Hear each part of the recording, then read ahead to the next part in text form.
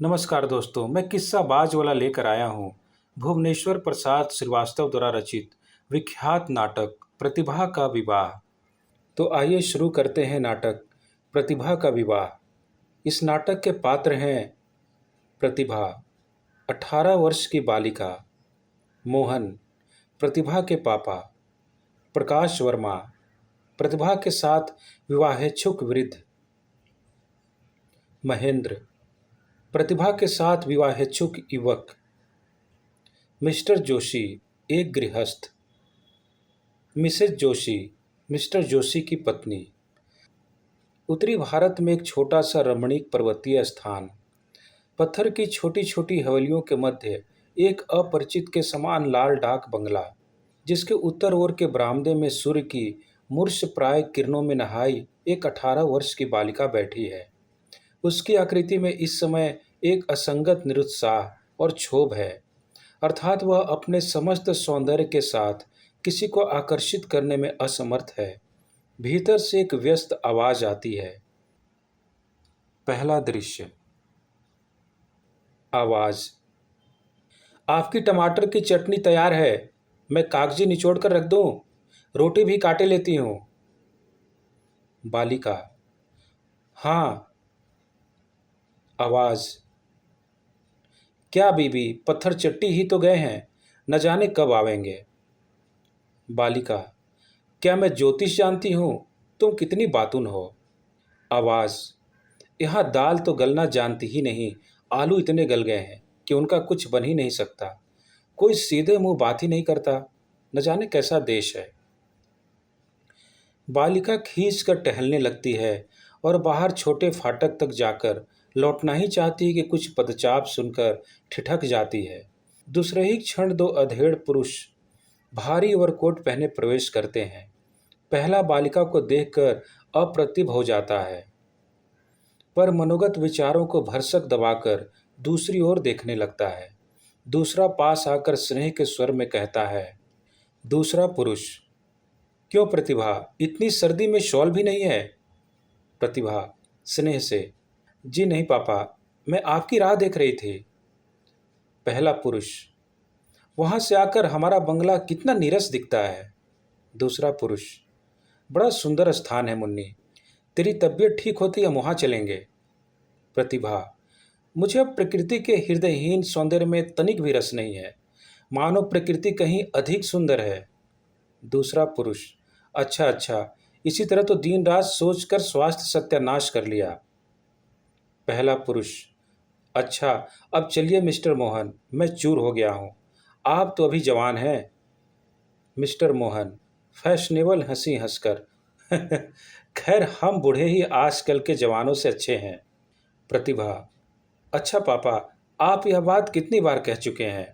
तीनों बरामदे की ओर चल देते हैं। मिस्टर मोहन सहसा ठिठक कर। हमने आज मिसेज जोशी को क्या समय दिया था? मिस्टर वर्मा। मुझे तनिक भी ध्यान नहीं है, पर मिसेज जोशी तो आज रानी खेत गई होंगी। प्रतिभा। नहीं, उन्होंने विचार बदल दिया था।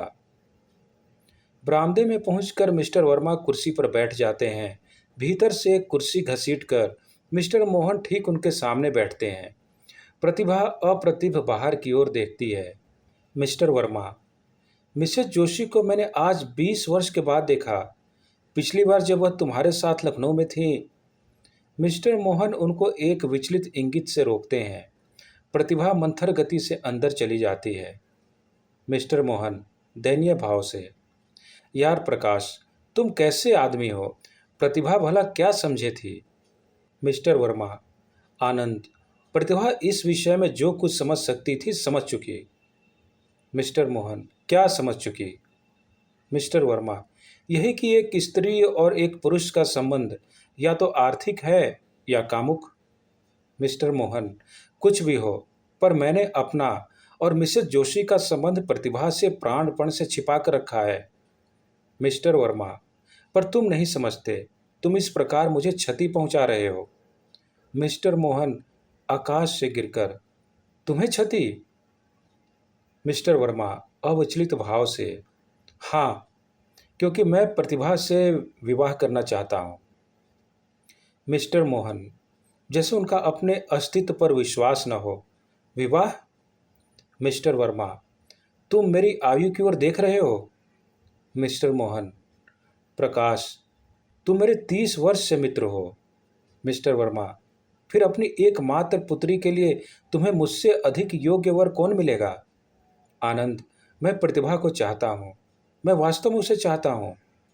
मिस्टर मोहन, तुम उसे अपनी पुत्री के समान प्रेम कर सकते हो।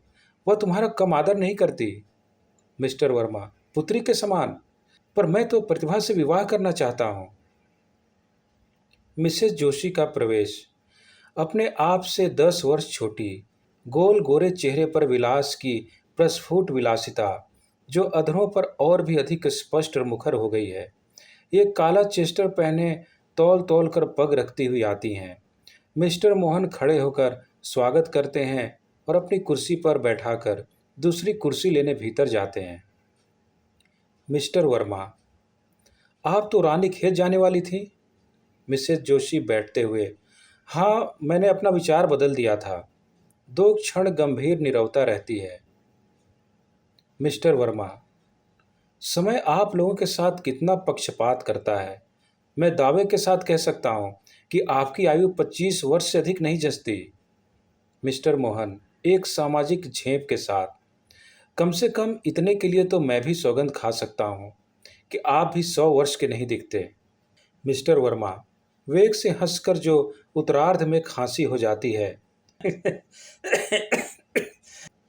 यह सौगंध तो आनंद भी खाने को तैयार है। मिस्टर मोहन एक कुर्सी लेकर आते हैं और ठीक मिस्टर वर्मा और मिसेस जोशी के बीच में बैठ जाते हैं। मिसेस जोशी, स्वर को तौलकर, यहाँ आते हुए मैंने आपका अंतिम वाक्य सुना है। मुझे तो बड़ा कुतूहल हो रहा है। मिस्टर मोहन, रोना मुंह बनाकर, हाँ सरो, मिस्टर वर्मा प्रतिभा से विवाह करना चाहते हैं। मिस्टर जोशी, मिस्टर वर्मा की दृष्टि को भरसक बचाकर, यदि मैं मिस्टर वर्मा को अप्रतिभ नहीं कह रही हूँ तो ऐसा ही प्रस्ताव उन्होंने मेरे साथ भी किया था। मिस्टर मोहन, जैसे स्वप्न में भी इसके लिए प्रस्तुत न हो। तुम्हारे साथ? कब? कहाँ? मिस्टर वर्मा असंबद्ध दूसरी ओर देखते हैं। मिसेस जोशी, बहुत दिनों की बात है। ज्योति बीमार थे, पर हम लोगों ने आशा का पल्ला न छोड़ा था। पर मैं अजाने भावी वैधव्य के भय से और आशंका से तिलमिला उठी थी। एक दिन सांझ को मैं ज्योति को दवा पिलाकर बैठी ही थी कि मिस्टर वर्मा ने मुझसे यह प्रस्ताव किया कि मैं उनसे विवाह कर अपने आप को चिंता मुक्त कर सकती हूँ। मिस्टर वर्मा, देखिए, आपने इसे अत्यंत भावुकता के साथ आनंद के सम्मुख रखा है। सत्य कुछ और ही है। बात यह है कि मैंने देखा, आपका नारी रूप उस समय विलीन हो रहा था। आपका कोई पृथक व्यक्तित्व और अस्तित्व ही न था। मैंने आपको संपूर्ण बनाने का प्रस्ताव किया। मैंने क्या बुरा किया? मिसेस जोशी उत्साह से, पर मैं ज्योति को प्यार करती थी। मिस्टर वर्मा, पर उस समय एक चतुर और तत्पर नर्स उनके लिए आपसे अधिक महत्व रखती थी। मिसेस जोशी, खैर, अब आप प्रतिभा से विवाह करना चाहते हैं। मिस्टर वर्मा गंभीरता से, देखिए, मुझ में कुछ है नहीं। मैं कुछ दिनों का मेहमान हूँ। मेरा जमीन जायदाद रुपया पैसा सब प्रतिभा का होगा। समाज में उसका एक विशिष्ट स्थान होगा। वह एक अनस्तित्व गृहिणी या माता नहीं, एक प्रतिष्ठित विधवा होगी। समाज से, जीवन से उसका सीधा संसर्ग होगा, क्योंकि समाज में उसका एक अतीत होगा। लोग उसके पति को जानने के लिए उससे जानेंगे। मिस्टर मोहन, पर क्या तुम समझते हो प्रतिभा इसमें संतुष्ट रहेगी? मिस्टर वर्मा, क्या तुम समझते हो प्रतिभा एक माता या गृहिणी बनने में संतुष्ट रहेगी? मिसेस जोशी, मातृत्व एक स्त्री का सर्वोत्तम और सर्वोत्कृष्ट रूप है। मिस्टर वर्मा, मातृत्व एक पेशा है और आप या प्रतिभा किसी स्त्री के लिए एक निकृष्ट पेशा है। मैं नहीं चाहता प्रतिभा जीवन को समझने के लिए अपना शरीर और यौवन बेचे। मैं नहीं चाहता कि वह अपनी जीविका कमाने के लिए एक माता बने। मिसेस जोशी, मैं तो वैधव्य को एक अपराध समझती हूँ। मिस्टर वर्मा, क्योंकि आप स्वयं विधवा हैं और अपने स्वस्थ मन से वैधव्य लाभ नहीं किया है। क्षमा कीजिएगा, क्या आप समझती हैं कि आपका जीवन इतना ही उपादेय और सार्थक होता यदि आज मेरे मित्र मिस्टर ज्योति वल्लभ जोशी जीवित होते और आप एक दर्जन बच्चों की माता, नानी और दादी होती? एक देवदूत समान प्रतिभा का प्रवेश। प्रतिभा इठलाकर, चलिए चाय तो आप लोगों ने मिट्टी कर दी। उठिए पापा, आप तो सो रहे हैं। मिस्टर मोहन, जैसे वास्तव में स्वप्न से जगे हों। महेंद्र का इंतजार है। महेंद्र से तूने कह दिया था, सवेरे तूने चाय के लिए नहीं कहा, वह रूठ के चला गया। प्रतिभा, महेंद्र कब से मेरे कमरे में बैठा है। पापा, मेरी सब चीज़ें तितर बितर कर दी। मिसेस जोशी, हाँ महेंद्र तो मुझसे पहले ही चल दिया था। मिस्टर वर्मा मनोगत विचारों को सहसा दबाकर, प्रतिभा, तुझे अपनी माता की याद है? प्रतिभा किंचित झेप कर, कुछ कुछ। मिस्टर वर्मा, बिल्कुल तेरी ही तरह थी, पर मेरी खातिर तुझसे अधिक करती थी। मिस्टर मोहन झेप कर, अच्छा बातों से पेट भरेगा नहीं। सबसे आगे मिसेस जोशी और पीछे अन्य लोग भीतर चले जाते हैं। केवल प्रतिभा रह जाती है, जो गुलदाउदी के एक बड़े से पूर्ण विकसित फूल में अपना मुंह दबा देती है। भीतर से एक व्यस्त आवाज आती है, प्रतिभा। प्रतिभा त्रस्त सी भीतर चली जाती है। दूसरा दृश्य।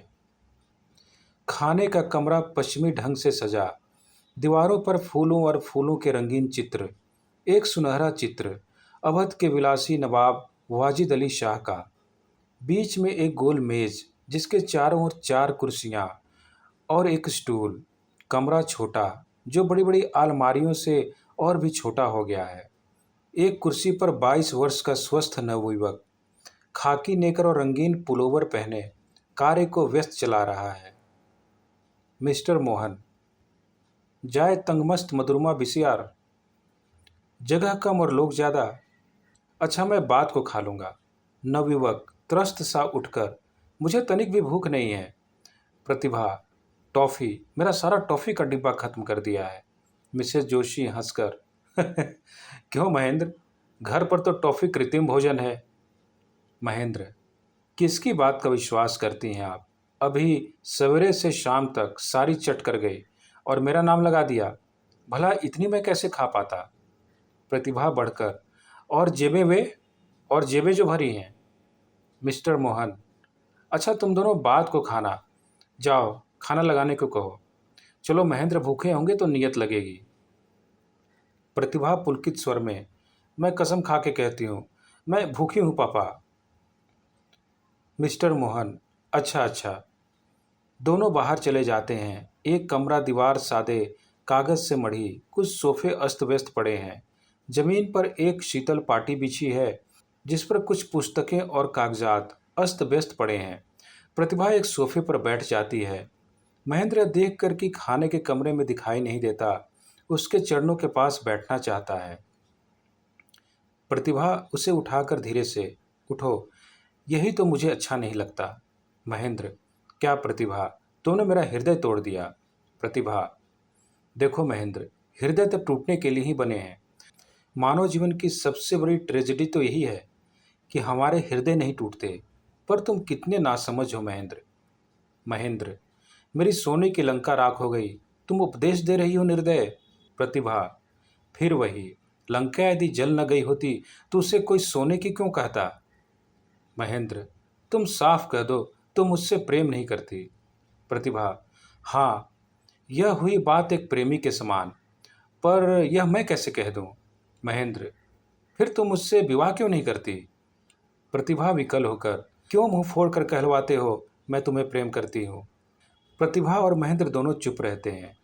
प्रतिभा, तनिक स्वस्थ मन से विचारो, विवाह करने के पश्चात हम दोनों एक दूसरे को उसके निकृष्ट से निकृष्ट अवसर पर देखेंगे।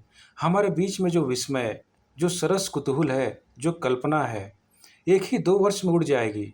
तुम तनिक तनिक से बाद में मुझसे खींचोगे, क्योंकि हम में से कोई एक दूसरे के लिए न्याय न कर सकेगा। महेंद्र, तुम मुझसे प्रेम ही नहीं करती। प्रतिभा, अच्छा, मैंने महेंद्र नाम के नटखट लड़के को न कभी प्रेम किया, न करती हूँ और न करूँगी। केवल टॉफ़ी चुराने के अपराध में पुलिस में न दूंगी। महेंद्र निश्वास लेकर हंस लो प्रतिभा। प्रतिभा नेत्रों में एक विशेष चमक के साथ, देखो बिना विवाह किए हुए भी तो हम एक दूसरे के साथ रह सकते हैं। महेंद्र, कैसे? प्रतिभा, मैं तुम्हें अपना योग्य पुत्र बना लूं। महेंद्र, धत हंसने की चेष्टा करता है। प्रतिभा, अच्छा, तुम मेरे भाई हुए, हुई ना फैशनेबल बात, मेरा भैया। महेंद्र, देखो प्रतिभा, भाई बहन का नाता कहने में तो बड़ा सुंदर लगता है, पर इससे शिथिल नाता संसार में कोई होगा भी नहीं। प्रतिभा, लोलुप शायलोक, तुम मेरे सब कुछ हो, पति के अतिरिक्त। जाओ, ब्लैंक चेक देती हूँ। महेंद्र, पर प्रतिभा, तुम विवाह क्या सचमुच मिस्टर वर्मा से करोगी? प्रतिभा आंखों में आभा भरकर, हाँ। महेंद्र दूसरी ओर अन्य मनस्क देखता है और प्रतिभा की उंगलियों से खेलता है। द्वार से मिस्टर वर्मा का प्रवेश, दोनों अकचका के उठ खड़े होते हैं। मिस्टर वर्मा उनकी ओर वात्सल्य से देखते हैं। धन्यवाद।